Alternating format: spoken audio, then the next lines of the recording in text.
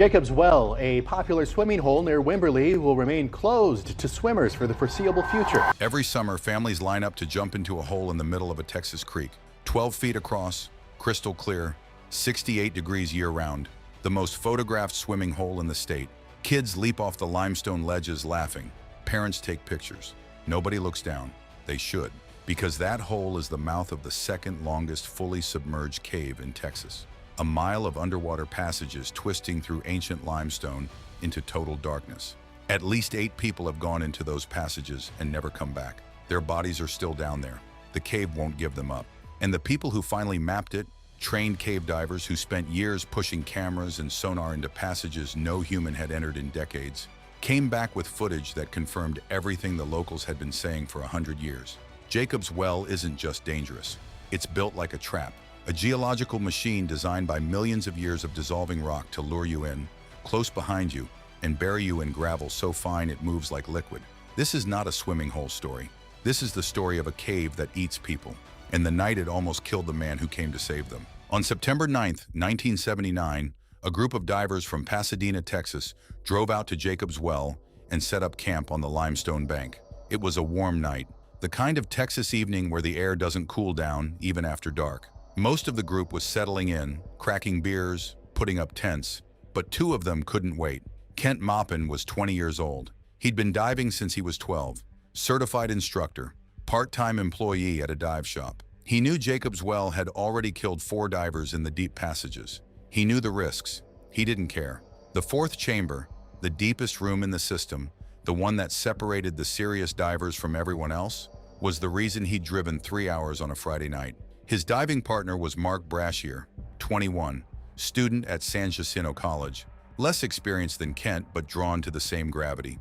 The 2 of them suited up just before midnight while the rest of the camp watched. A 3rd diver named Joe Moy entered the water with them.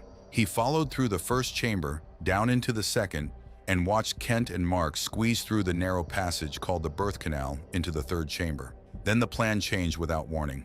At the far end of the 3rd chamber, Kent stopped at a dark crack in the rock wall, the entrance to the 4th chamber. He began removing his steel tank from his back and pushing it ahead of him into the opening. Standard technique for tight spaces. Also the technique that commits you completely before you know what's inside. Nobody had told Moy this was the plan. He swung his dive light back and forth, trying to get Brashear's attention. Brashear never looked back. He just kept pushing himself into the hole behind Kent. Moy stayed at the entrance and banged his dive knife against his tank. Sharp ringing signals through the water, the sound that means, come back now. Silence answered him. His own air gauge was dropping.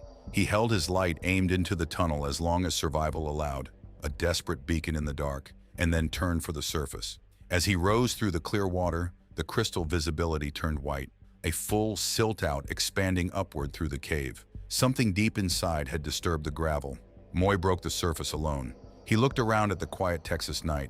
He screamed for help. He already knew. The well had taken them. The call went out before dawn. Don Dibble, a former Navy diver who ran a dive shop in San Marcos and was widely regarded as the best deepwater rescue specialist in the state, arrived at the well with his partner and a team of trained volunteer rescue divers. The surviving members of the group were gathered on the bank, hollow-eyed and shaking. One diver reported he'd attempted to re-enter the passage and believed he'd seen shapes, what might have been bodies, already partially covered by fresh gravel. Dibble looked at the dark opening in the water. He made the hard call. Too dark, too silty, too dangerous. They'd wait for daylight. The next morning, divers descended with small garden trowels, the tool of choice for delicate excavation in unstable underwater environments. They reached the entrance to the 4th chamber and found exactly what they feared, a wall of loose, shifting gravel filling the passage like sand in an hourglass. For every rock they moved, more slid down from above. The pile was in permanent slow-motion collapse. Digging made it worse. Then Don Dibble did what defines a certain kind of leader. He announced he was going in himself. He would not ask his team to go somewhere he wouldn't go. He geared up, staged spare air tanks at 25 feet and 75 feet, ran a safety line from the surface, checked his gauge, 100 psi, roughly 10 minutes of work time. He gave the OK signal to his safety diver Calvin Turner and pushed his head and shoulders into the opening. The entire gravel pile collapsed on him.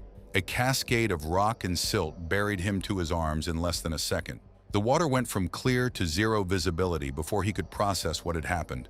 Both arms pinned, couldn't bang his tank, couldn't signal Turner 3 feet behind him, couldn't move. His breathing spiked. The air that had promised 10 minutes began draining at a rate he could feel but not control. He felt consciousness pulling back from the edges.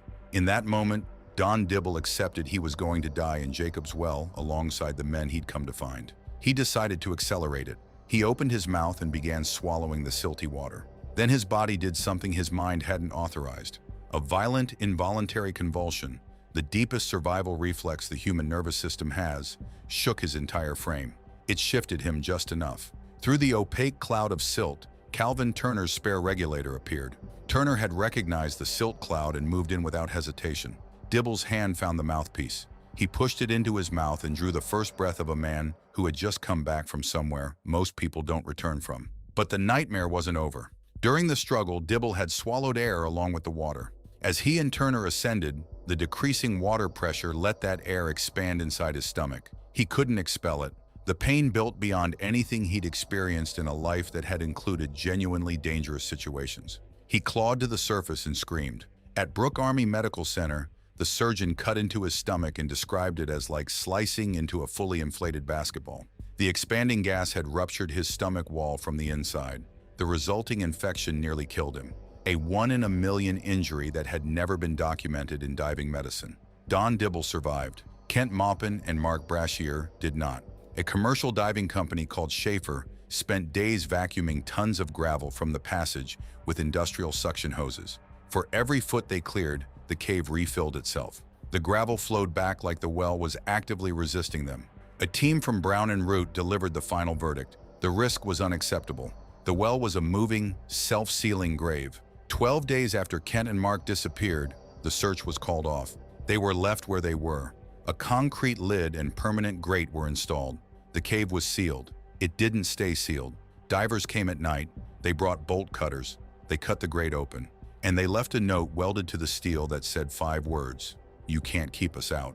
The well kept killing. A 22-year-old named Richard Patton found a passage that looked like a way out. A narrow chimney that appeared to lead upward toward light.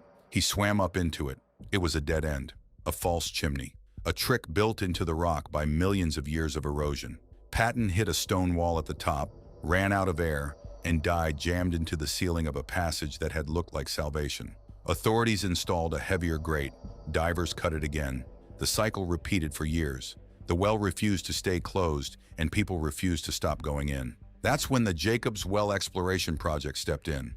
A coalition of volunteer, self-funded cave divers, led by a man named Greg Tatum, who has logged over 250 dives into this system. Not thrill seekers, not adrenaline tourists.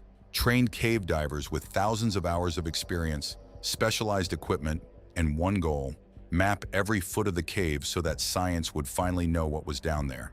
It took years, 5-hour round trips to reach the end of the main tunnel. Visibility that could drop to zero with a single misplaced fin kick. Passages so tight they had to remove their tanks and push them ahead. The same technique that killed Kent Maupin 45 years ago. What they mapped was staggering. 6,000 feet of passage, 2 principal tunnels, one running 4,500 feet northwest, the other branching north for 1,500 feet. A maximum depth of 137 feet. The second longest fully submerged cave in Texas, hidden beneath a swimming hole that families visit on Saturday afternoons. And in those passages, they found something nobody expected: life. The fernbank salamander, a species that exists only in Jacob's Well, nowhere else on the planet. A blind, cave-adapted animal that evolved in total darkness over millions of years in the same passages that killed 8 people. A new species was formally described from Jacob's Well in 2021. The cave that takes human life is the only home of a creature that exists nowhere else on Earth. Greg Tatum described the deep passages to a reporter from Texas Standard the way only someone who's spent 250 dives in total darkness can. He said, "It gets so dark you can taste it." The novelist Stephen Harrigan, who logged more than 20 dives in Jacob's Well and wrote a novel named after it, put it differently. He turned off his light and felt the darkness rush in, exquisite blackness like a weight. If he had been on Mars, he couldn't have felt farther from the familiar world above him. And here's the detail that ties every piece of this story together. 20 years after Kent Maupin disappeared into the 4th chamber, divers on a mapping expedition found his remains, still in the passage, still in his gear, buried in the gravel that had swallowed him in 1979. His father Malcolm was told by a newspaper reporter, not by the authorities, not by the dive team. A reporter called him and told him his son had been found. 20 years of waiting, and he learned the answer from a stranger on the phone. He told the press he was grateful Kent had finally been found, and angry that he had to hear about it that way. Jacob's Well is still open for swimming. Families still line up on summer weekends. Kids still jump off the ledges into that impossibly clear water and feel the cold hit them like a wall. Most of them never look past the first 30 feet. Most of them have no idea what's beneath them. A mile of dark passages, gravel that moves like liquid, a false chimney that looks like an exit and isn't, the remains of people who went too deep and never came back, and a blind salamander that has lived in those passages for longer than humans have existed, perfectly adapted to a world of total darkness that we still haven't fully mapped. The spring that feeds Jacob's Well used to gush 5 feet above the surface, 170 gallons per second pouring out of the earth like a fountain. Now some years, it stops flowing entirely. The aquifer is being drained faster than it can refill. The well that used to overflow is going quiet, but the cave beneath it is still there, still dark, still waiting. And every piece of footage that's ever come back from those passages has told the same story. Jacob's Well is not a swimming hole, it's a door, and what's on the other side has been keeping its secrets for a very long time.